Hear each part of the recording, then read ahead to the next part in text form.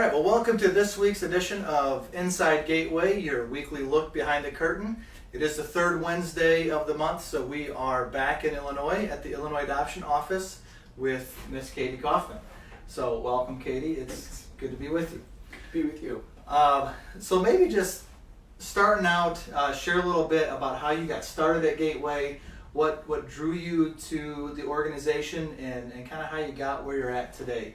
Yeah, I really the whole draw was being a teacher, and Illinois was going through a real, I can't think of a better word than just slump during the, I'm struggling for words, teaching positions were being cut, Illinois was losing funding, and just different things. And friends brought to my attention that Gateway needed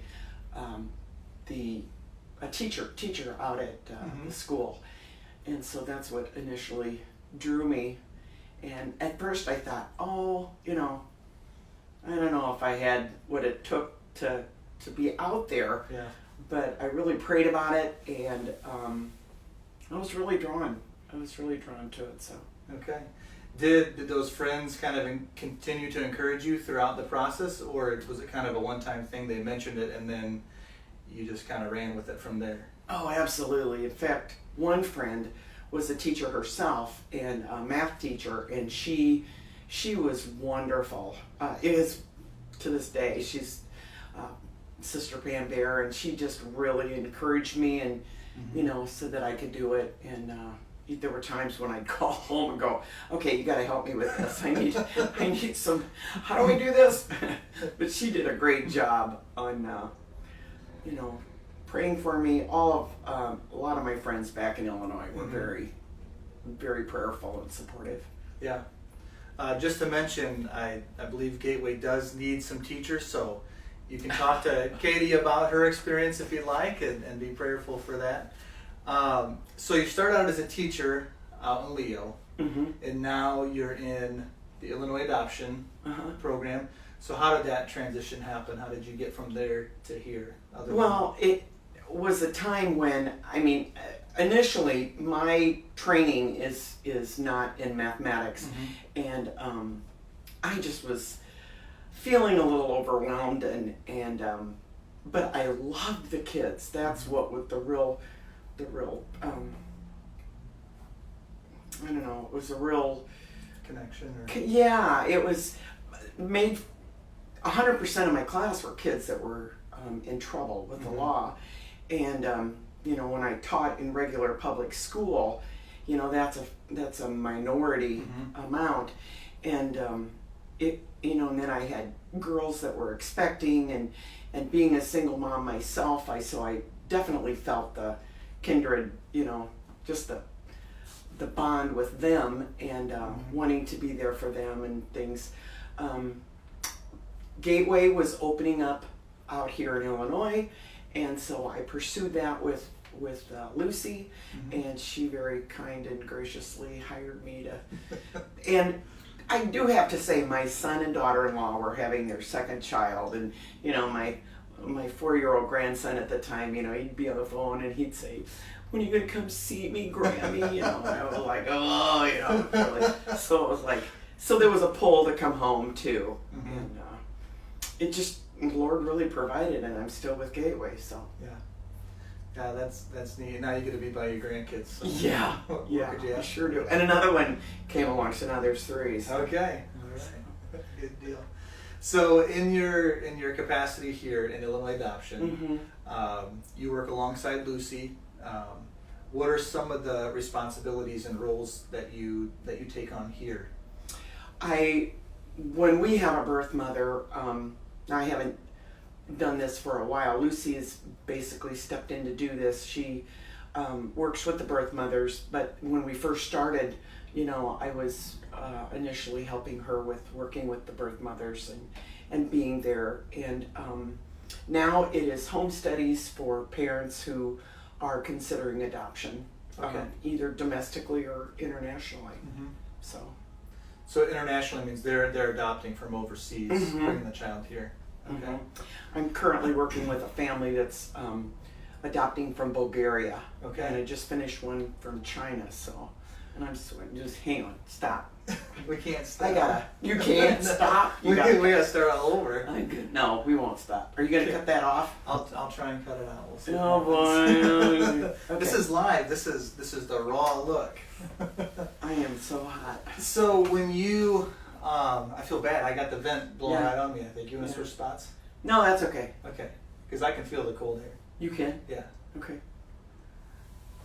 All right. So when you do like an international adoption, are there differences when you go from different countries, or is it all pretty much? Oh, very different.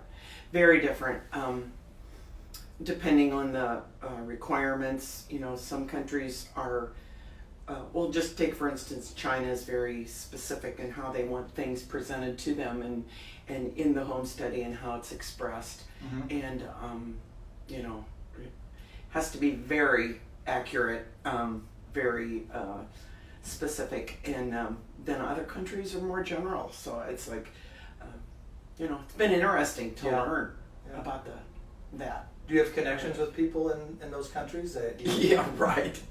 No, I do. I am developing relationships with the placing agencies. It seems like when I get on the email and talk to that particular, person that's working with a family, you almost get to. It's like a friend you're talking to, you know. So yeah. So in your duties here, and as you do your day-to-day role, what are some of the high points and what are some of the low points that you experience in your and then working with the adoption?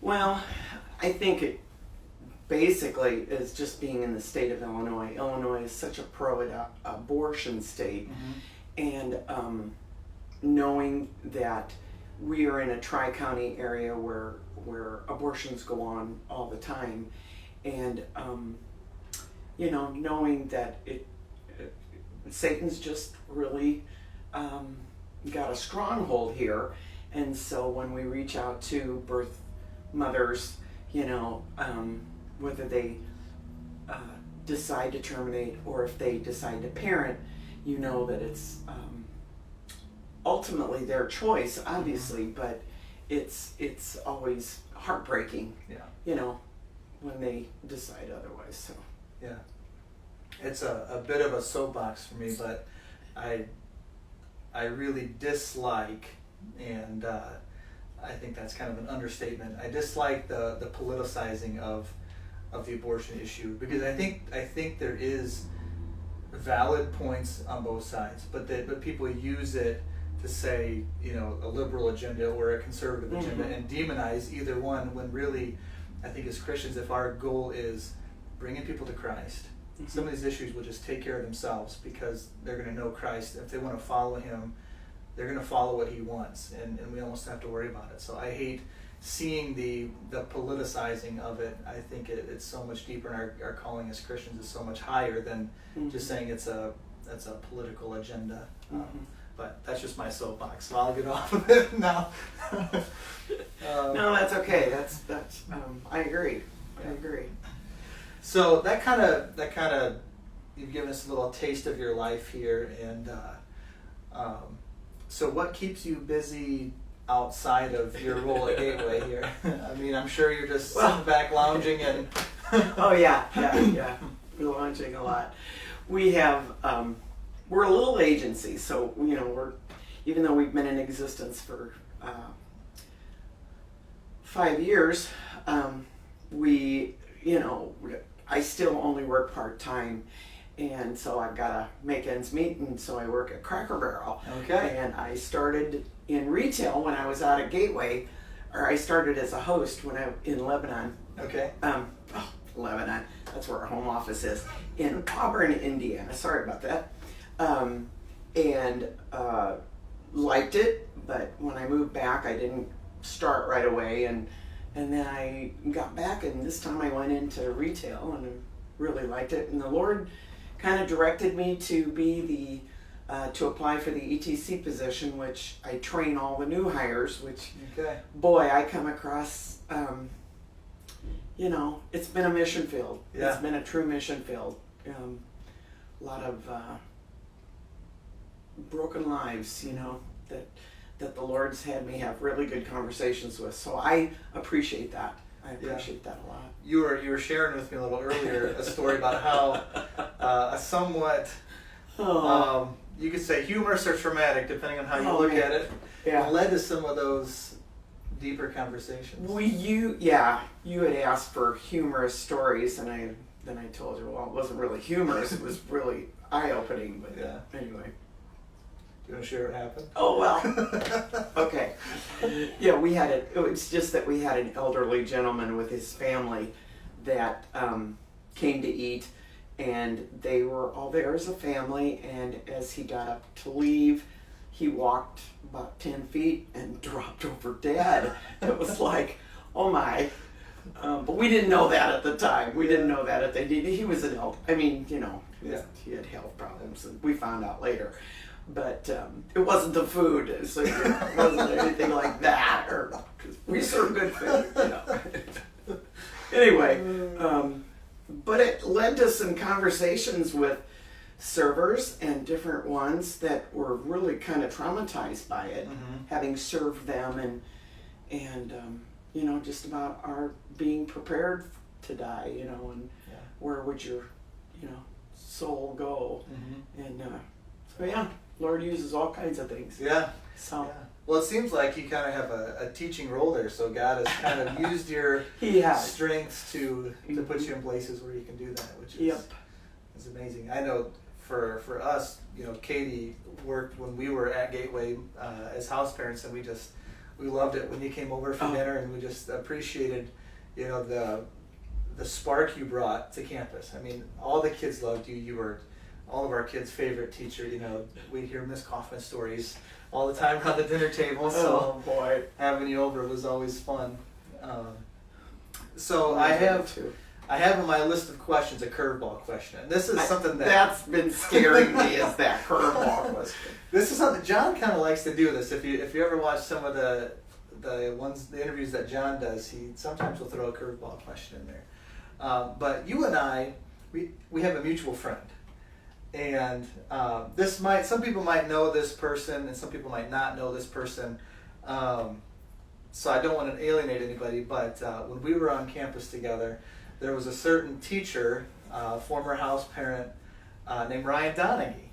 And it isn't so much of a question, but you and Ryan had some interactions. Oh, we did. So I was just curious if you could share a favorite Ryan Donaghy story from your time on campus. The one that just springs to mind is the fish story, and Ryan had, I forget even how that fish came. It was one of the residents. It was a beta fish. Right? It was a beta fish, and it was sitting on top of the counter there in the center, by where Ryan always sat. Yeah. Right, I think where Miss Zinni sits now. Yeah, and. And it's been a while, but I remember school had stopped, and then it was going into summer school, and the summer volunteers were there, and I had come in one day because I always just kind of took care of the fish. I don't know why. I think they thought, well, if it died, big deal, Anyway, I came in one day, and the fish was frozen. The whole bowl was frozen. They had gone out. Actually, it was from Arizona. Tyler Knuckles? Tyler. It was when Tyler was here. They had gone out and bought an extra fish, exactly the same color, and another bowl, and froze that fish and put it out on the counter. And I just had a fit. Major fit, and they were laughing that how could they do this to this fish, and here the fish was okay in the other room, but another fish had to die for their joke. But it was funny. It was later on. Anyway. Yeah.